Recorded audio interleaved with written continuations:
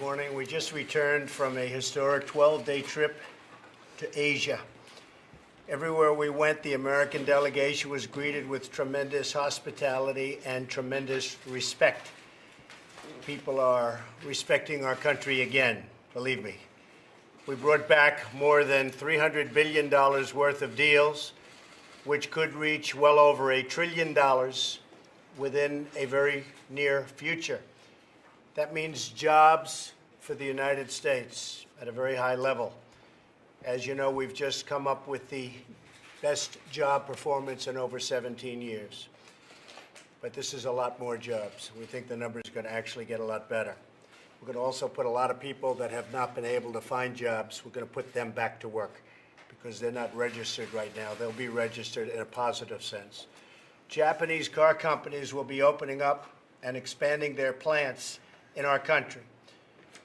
We worked very closely with Prime Minister Abe on that. We're renegotiating our bad trade deal with South Korea, and we've started talking about bilateral trade with many countries in Asia. And most importantly, we've made clear to all countries that we cannot continue to be treated unfairly when it comes to trade any longer.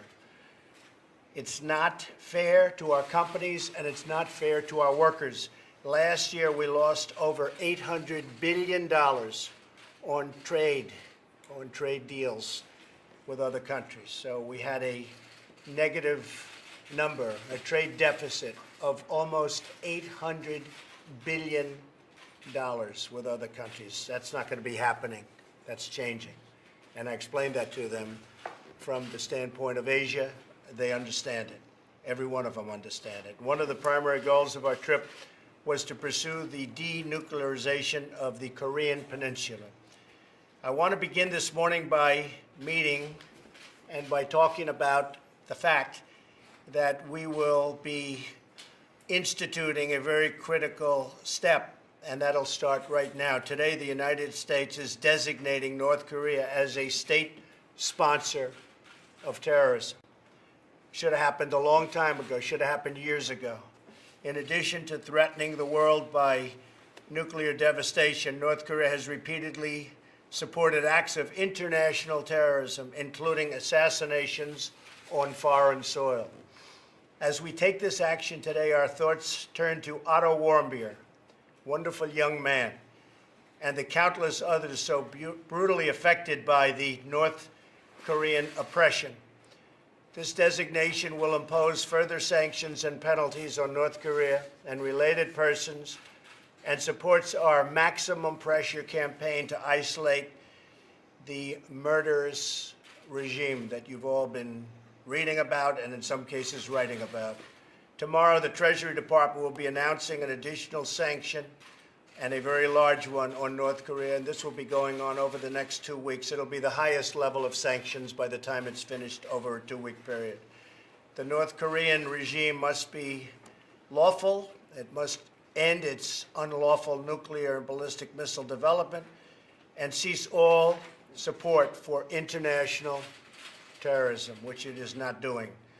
Today, cabinet discussions will also focus on crucial domestic policy issues. I want to congratulate the House of Representatives for passing a vital and historic tax cut last week, and I'm very hopeful the Senate will do the same very soon. We're going to give the American people a huge tax cut for Christmas. Hopefully that will be a great, big, beautiful Christmas present. With the Democrats giving us no votes for tax cuts for purely political reasons, obstructionists, it will be up to the Republicans to come through for America. I think they will. I hope they will. It's up to the Senate. And if they approve it, the House and the Senate will get together. I'll be there right in the middle of it, and we will come up with a bill that will be spectacular for growth and spectacular for the people of this country. Our tax plan will bring urgent relief to hardworking families. We'll reduce rates, increase the amount of income taxed at a rate of 0, expand the child tax credit, very important, and simplify taxes as most families will be able to file on a single sheet of paper. We'll restore America's competitive edge so we can bring back our jobs. We want to bring our jobs back to our country. We were decimated over the last 40 years. We want to bring our jobs back to the United States. We'll go from being one of the highest taxed nations in the world to one of the lowest taxed nations in the world.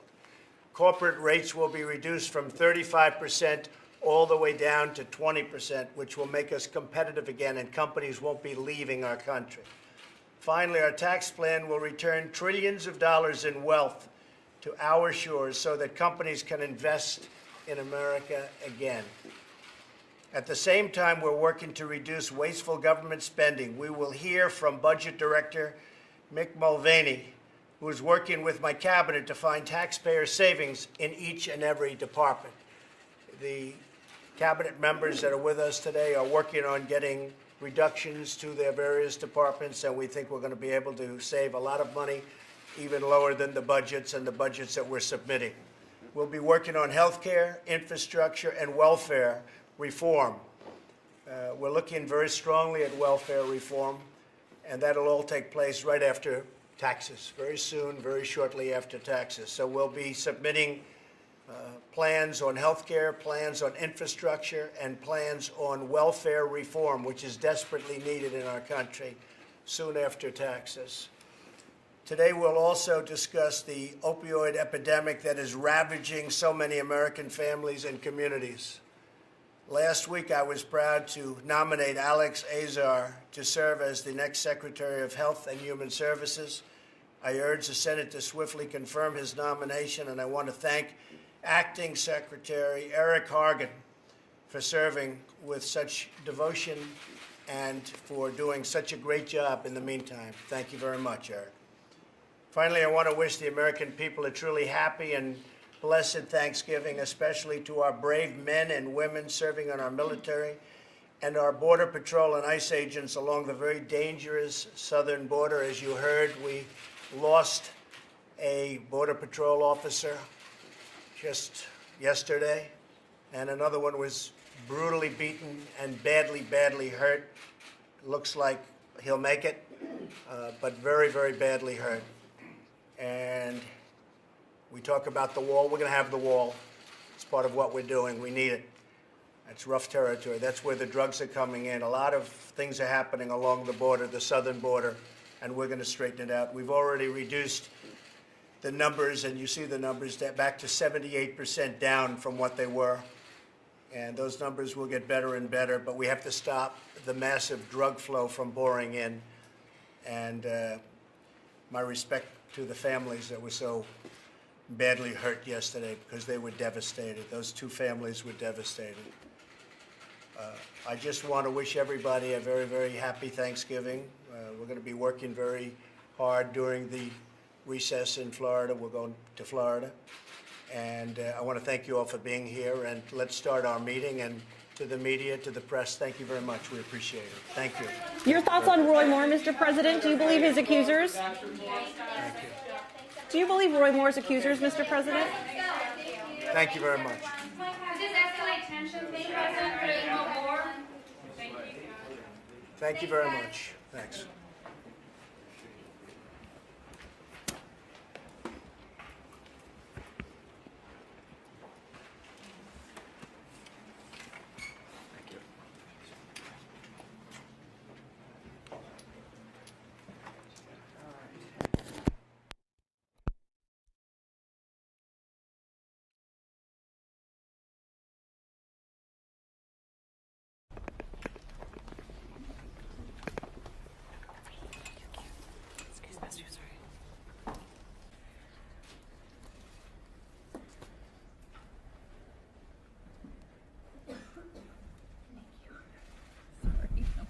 We just returned from a historic 12-day trip to Asia.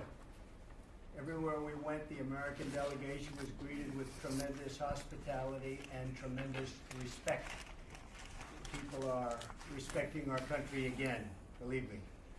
We brought back more than $300 billion worth of deals, which could reach well over $1 trillion within a very near future.